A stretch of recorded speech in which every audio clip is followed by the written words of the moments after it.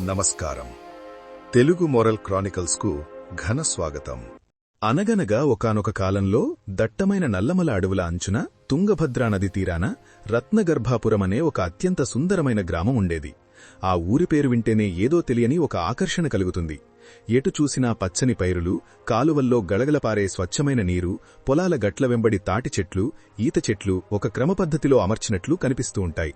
తెల్లవారుజామునే పక్షుల కిలకిల రావాలు, దేవాలయం నుండి వినిపించే ఘంటానాదాలు, ఆవుల అరుపులు ఆ ఊరి వాతావరణాన్ని పరమ పవిత్రంగా మార్చేవి. ఆ ఊరిలో సోమదత్తుడు అనే ఒక యువకుడుండేవాడు. సోమదత్తుడు కేవలం ఒక సామాన్య యువకుడు కాదు.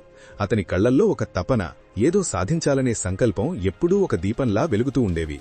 అతని తండ్రి పరమేశ్వర శాస్త్రిగారు ఆ ఊరికే పెద్ద పండితులు.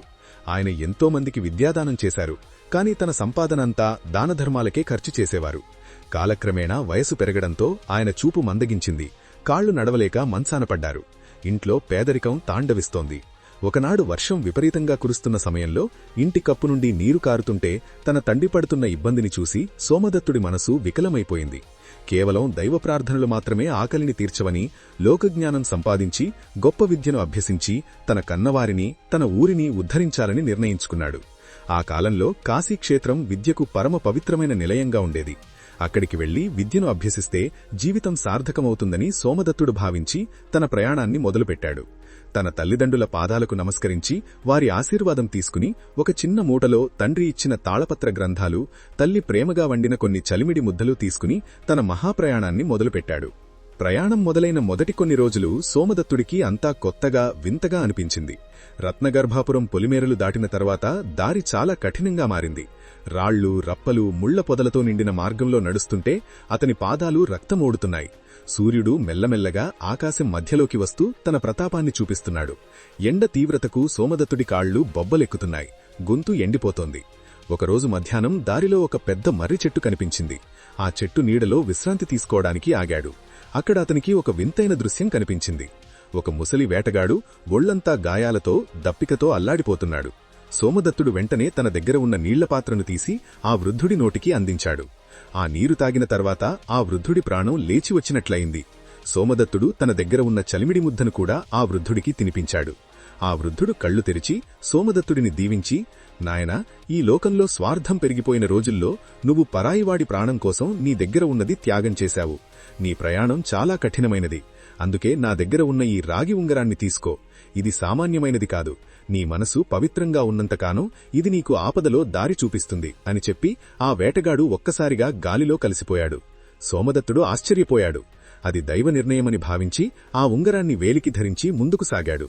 అలా కొన్ని వారాలు గడిచాక సోమదత్తుడు ఒక వింతైన రాజ్యానికి చేరుకున్నాడు.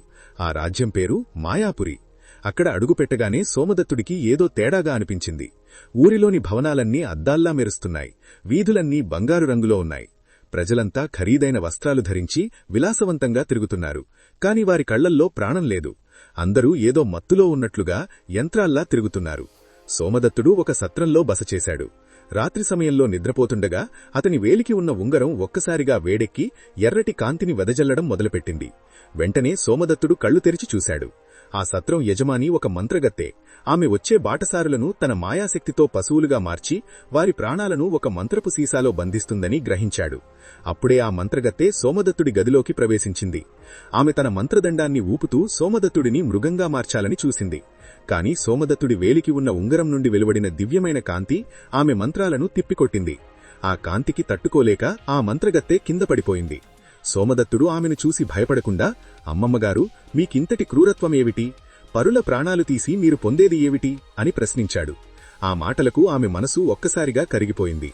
గతంలో తాను కూడా ఒక సామాన్య మహిళనని, అందరూ తృణీకరించడంతో ఇలా మారానని ఏడుస్తూ తన కథ చెప్పింది. సోమదత్తుడు ఆమెకు జ్ఞానోదయం కలిగించాడు. పగను పెంచుకోవడం కంటే ప్రేమను పంచడం గొప్పదని వివరించాడు.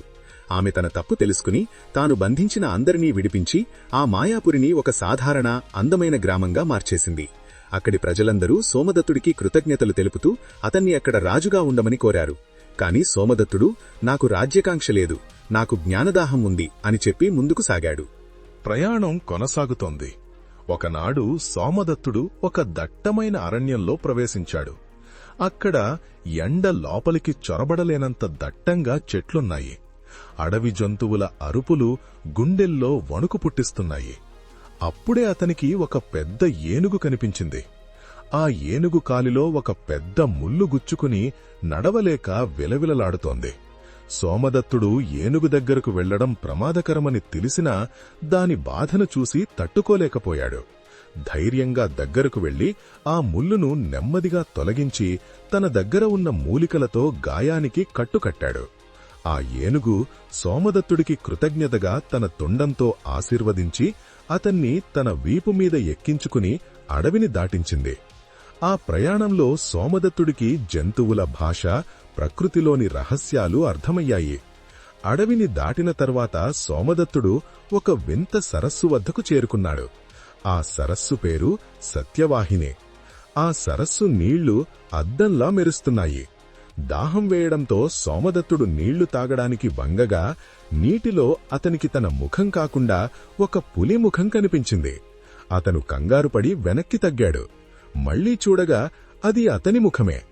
ఇదేదో మహిమగల సరస్సు అని అతనికి అర్థమైంది. ఆ సరస్సు నీళ్లు తాకాలంటే మనిషి మనసులో ఎటువంటి కపటం ఉండకూడదు. సోమదత్తుడు తన మనస్సును ప్రశాంతం చేసుకుని దైవచింతనతో మళ్లీ నీటిలోకి చూడగా ఈసారి అతనికి దేవతామూర్తుల ప్రతిబింబాలు కనిపించాయి. ఆ నీటిలో ఒక దేవతామూర్తి ప్రత్యక్షమై, సోమదత్తా, నీవు ధర్మం తప్పనివాడివి. అందుకే నీకొక వరమిస్తున్నాను. ఈ సరస్సులోని నీటిని ఒక బుడ్డిలో నింపుకో. ఇది ఎటువంటి మొండి వ్యాధినైనా నయం చేస్తుంది అని చెప్పింది. సోమదత్తుడు ఆ నీటిని సేకరించుకుని ముందుకు సాగాడు. దారిలో అతనికి ఒక ఎడారిలాంటి ప్రాంతం ఎదురైంది. అక్కడ నీరు దొరకక, ఆహారం లేక చాలా ఇబ్బంది పడ్డాడు. ఎండ తీవ్రతకు అతని శరీరం కాలిపోతోంది. అయినా అతను వెనకడుగు వేయలేదు. ఆ సమయంలో అతనికి ఒక పేద నిషాదుడు కనిపించాడు. ఆ నిషాదుడి దగ్గర కొంచెం నీరుంది. అతను సోమదత్తుడి పరిస్థితి చూసి తన దగ్గర ఉన్న నీటిని అతనికి ఇచ్చాడు. సోమదత్తుడు ఆ నీటిని తాగి ప్రాణం లేచి వచ్చినట్లుగా ఫీలయ్యాడు. కాని ఆ నిషాదుడు కూడా చాలా దాహంతో ఉన్నాడని సోమదత్తుడు గమనించాడు. తన ప్రాణం కాపాడుకోవడానికి పరుల ప్రాణాన్ని తీయడం ధర్మం కాదని భావించి ఆ నిషాదుడికి తన దగ్గర ఉన్న కొద్దిపాటి ఆహారాన్ని పంచుకున్నాడు. ఆ నిషాదుడు సంతోషించి సోమదత్తుడిని తన చిన్న గుడిసెకు తీసుకెళ్లి ఆతిథ్యమిచ్చాడు. అక్కడ సోమదత్తుడికి ఒక విషయం తెలిసింది. ఆ నిషాదుడు ప్రతిరోజూ అడవికి వెళ్లి దొరికిన పండ్లను, కాయలను తెచ్చి ఊరిలోని అనాథలకు పంచుతాడని తెలిసింది. తనకే తిండి లేకపోయినా ఇతరులకు సహాయం చేసే ఆ నిషాదుడి గుణం సోమదత్తుణ్ణి ఎంతగానో కదిలించింది. గొప్ప చదువులు చదివిన వారికంటే కరుణ ఉన్న హృదయం ఉన్నవాడే గొప్పవాడని అతను తెలుసుకున్నాడు. చివరికి ఎన్నో ఆటంకాలు దాటుకుని ఎందరో వ్యక్తులను కలుసుకుని సోమదత్తుడు కాశీక్షేత్రానికి చేరుకున్నాడు. గంగానది ప్రవాహాన్ని చూసి అతని కళ్లల్లో ఆనందభాష్పాలు రాలాయి. అక్కడ ఒక గొప్ప వేద పండితుడైన జ్ఞానప్రకాశ్ స్వామిగారి దగ్గర శిష్యుడిగా చేరాడు. గురువుగారు సోమదత్తుడికి కేవలం వేదాలు మాత్రమే కాదు, ఆయుర్వేదం, ఖగోళ శాస్త్రం మరియు జీవన సూత్రాలను బోధించారు.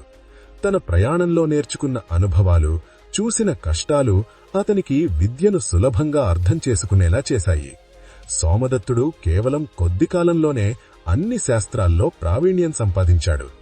గురువుగారు ఒకరోజు సోమదత్తుడిని పిలిచి, నాయనా సోమదత్తా, నీ విద్య పూర్తయింది. కాని విద్య అంటే కేవలం పుస్తకాలు చదవడం కాదు, సమాజానికి ఉపయోగపడటం. నీవిప్పటికే లోకజ్ఞానాన్ని సంపాదించావు. ఇప్పుడు నీ గ్రామానికి వెళ్లి అక్కడ ప్రజలకు సేవ చెయ్యి అని ఆశీర్వదించి పంపాడు. సోమదత్తుడు తిరిగి తన రత్నగర్భాపురం గ్రామానికి చేరుకున్నాడు. ఇంటికి వెళ్లగానే తన తండ్రి మంచం మీద అచేతనంగా పడి ఉండటం చూసి వెంటనే తన దగ్గర ఉన్న సత్యవాహిని సరస్సు నీటిని తండ్రికి తాగించాడు. ఆశ్చర్యకరంగా పరమేశ్వర శాస్త్రిగారికి తిరిగి చూపు వచ్చింది. ఆయన ఆరోగ్యం మెరుగుపడింది. సోమదత్తుడు తన గ్రామంలో ఒక పెద్ద పాఠశాలను, ఒక ఉచిత వైద్యశాలను నిర్మించాడు. తన ప్రయాణంలో నేర్చుకున్న విషయాలను అందరికీ బోధించాడు. ఊరిలోని పేదరికం మాయమైపోయింది. రత్నగర్భాపురం పేరు దేశమంతా మారుమోగిపోయింది. రాజుగారు సోమదత్తుణ్ణి గౌరవించి ఆ రాజ్యానికే ప్రధాన సలహాదారుణ్ణి చేశారు. సోమదత్తుడు ఎంతటి ఎత్తుకు ఎదిగినా తన మూలాలను మర్చిపోలేదు. పరుల కష్టాన్ని తన కష్టంగా భావించి సహాయం చేసేవాడు. ఇలా సోమదత్తుడు ఒక సామాన్య యువకుడి నుంచి ఒక గొప్ప జ్ఞానిగా, అందరికీ ఆదర్శవంతుడిగా మారాడు. కాశీమజిలీ కథలు మనకు నేర్పేది ఇదే. మన లక్ష్యం వైపు ప్రయాణం చేసేటప్పుడు ఎన్ని ఆటంకాలు ఎదురైనా మనలోని మానవత్వాన్ని, ధర్మాన్ని వదలకూడదు. మార్గమధ్యంలో ఎదురయ్యే ప్రతి అనుభవం ఒక పాఠమే. ధైర్యం, కరుణ, పరోపకార బుద్ధి ఉన్నవాడిని ఆ దైవం ఎప్పుడూ కాపాడుతూనే ఉంటుంది. ఈ కథలోని నీతేమిటంటే, జీవితమనేది ఒక నిరంతర ప్రయాణం. ఇందులో మనం నేర్చుకునే ప్రతి అనుభవం మనల్ని మరింత మెరుగుపరుస్తుంది. డబ్బు కంటే గుణం గొప్పది, స్వార్థం కంటే త్యాగం గొప్పది. విద్య కేవలం సంపాదన కోసమే కాదు, అది మనల్ని సంస్కారవంతులుగా మార్చాలి. మన నడవడిక ఎంత మంచిగా ఉంటే మన భవిష్యత్తు అంత ప్రకాశవంతంగా ఉంటుంది. కష్టాల్లో ఉన్నవారికి సహాయం చేయడం వల్ల కలిగే తృప్తి ఏ ఇతర సంపదలోనూ దొరకదు. సంకల్పబలం ఉంటే సముద్రాన్నైనా దాటవచ్చు. కాని ఆ సంకల్పం వెనక నిస్వార్థం ఉండాలి. అప్పుడే ఆ విజయం శాశ్వతంగా నిలిచిపోతుంది. ఈ కథ మీ హృదయాన్ని తాకినట్లయితే దయచేసి మా ప్రయత్నాన్ని ప్రోత్సహించడానికి ఈ వీడియోను లైక్ చేయండి. ఈ గొప్ప నీతిని మీ స్నేహితులకు మరియు కుటుంబ సభ్యులకు షేర్ చేయండి. మా తదుపరి అద్భుతమైన కథలను అస్సలు మిస్ అవ్వకుండా ఉండడానికి ఇప్పుడే సబ్స్క్రైబ్ చేసుకోండి మరియు పక్కనే ఉన్న గంట సింబల్పై క్లిక్ చేయండి. తెలుగు మోరల్ క్రానికల్స్ కుటుంబంలో ఒకరిగా చేరినందుకు మీకు ధన్యవాదాలు.